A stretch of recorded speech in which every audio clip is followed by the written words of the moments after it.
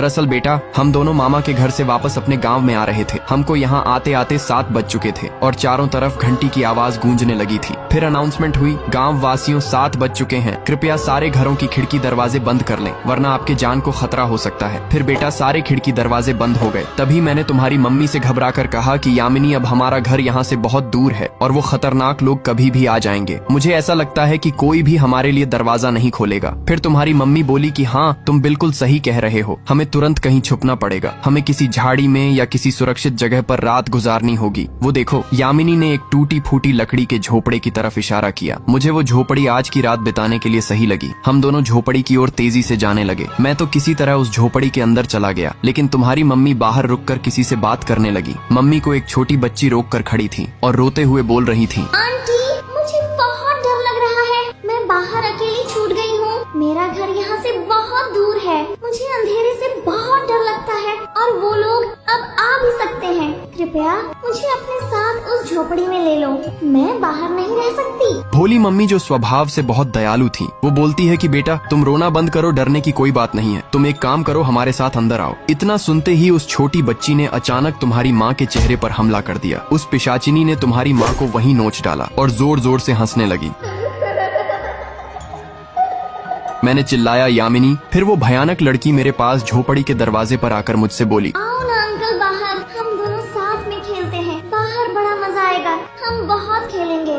आओ ना, क्यों डर गए, बाहर निकलो ना, अरे आना बाहर। इसलिए मैं तुमसे कह रहा था कि तुम्हारी माँ मर चुकी है, दरवाजा मत खोलो वरना वो तुम्हारे ऊपर हमला कर देती। राइस्टार ने उसे सारी बात बता तो दी थी, लेकिन वो खुद कैसे बचा ये नहीं बताया। कुछ दिन बीत जाते हैं। टुनटुन अपनी गर्लफ्रेंड से मिलने गार्डन में जाता है। वहाँ ज्ञान भाई भी था। टुनटुन जब अपनी गर्लफ्रेंड से मिलकर जैसे ही गार्डन से बाहर निकला, तब तक 7 बज चुके थे। चारों ओर घंटी की आवाजें सुनाई देने लगी। अनाउंसमेंट हुई, 7 बज चुके हैं, कृपया अपने घरों में बढ़ते रहें। टुनटुन डर गया था। फिर ज्ञान भाई भी अपनी सेटिंग से मिलकर गार्डन से बाहर निकला और अपने घर की ओर जल्दी जल्दी जाने लगा। उतने में टुनटुन ने बोला, ज्ञान भैया रुको, और डरते हुए ज्ञान भाई से विनती की, ज्ञान भैया अब तो 7 बज गए हैं और मेरा घर यहाँ से बहुत दूर है, मैं अकेले नहीं जा सकता, क्या मैं आपके साथ आपके घर में बस आज रात के लिए रुक सकता हूँ, मुझे बहुत डर लग रहा है। उसके बाद ज्ञान भाई बोलता है कि अरे पागल, ये भी कोई पूछने की बात है, मैं तेरा बड़ा भाई हूँ, तू चल मेरे साथ मेरे घर में, कोई दिक्कत नहीं है, तू आराम से रुक सकता है। फिर टुनटुन और ज्ञान भाई घर के लिए जाने लगे। टुनटुन ज्ञान भाई के साथ उसके घर पर पहुँचे और तुरंत अंदर गए। उतने में ज्ञान भाई ने एक खिड़की बंद करी और मेन दरवाजा भी। दूसरी ओर लास्ट खिड़की बंद करने गया तो बाहर टुनटुन की मम्मी अचानक से प्रकट हुई। टुनटुन ने माँ को देखकर डर के मारे जोर से चिल्लाया, अरे मेरी मम्मी, वो आ गई, ज्ञान भैया जल्दी खिड़की बंद करो, ये मेरी मम्मी नहीं है, ये वही पिशाचिनी है, जल्दी करो नहीं तो वो हमें मार देगी। फिर ज्ञान भाई ये सुनकर बोला कि अरे पागल, इतना डर क्यों रहा है, कुछ नहीं होगा, तेरी मम्मी हमारा कुछ नहीं कर सकती, वो इस घर के अंदर नहीं आ सकती, मैं तुझे एक खतरनाक मैजिक दिखाता हूँ, तू टेंशन मत ले। ऐसा करते करते मम्मी दरवाजे के बाहर रुकी थी और अंदर आने की कोशिश कर रही थी। टुनटुन बार बार डर कर बोल रहा था कि ज्ञान भैया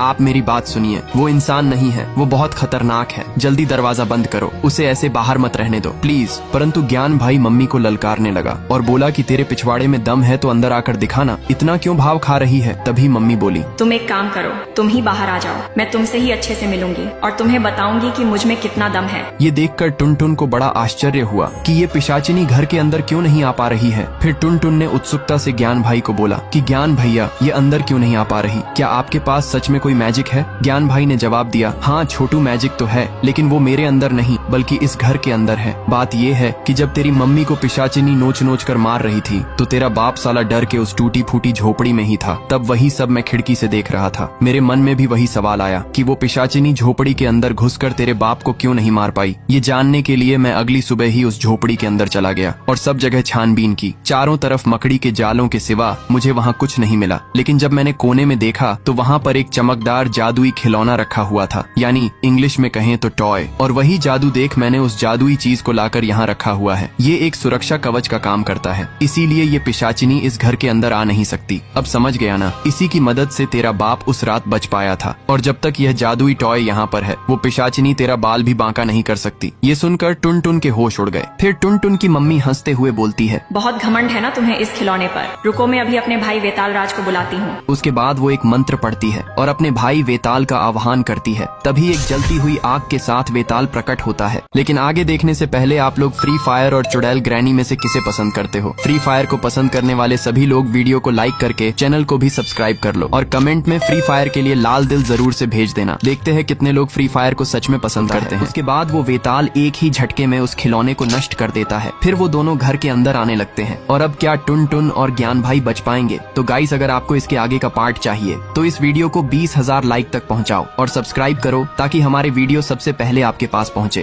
और आप उसे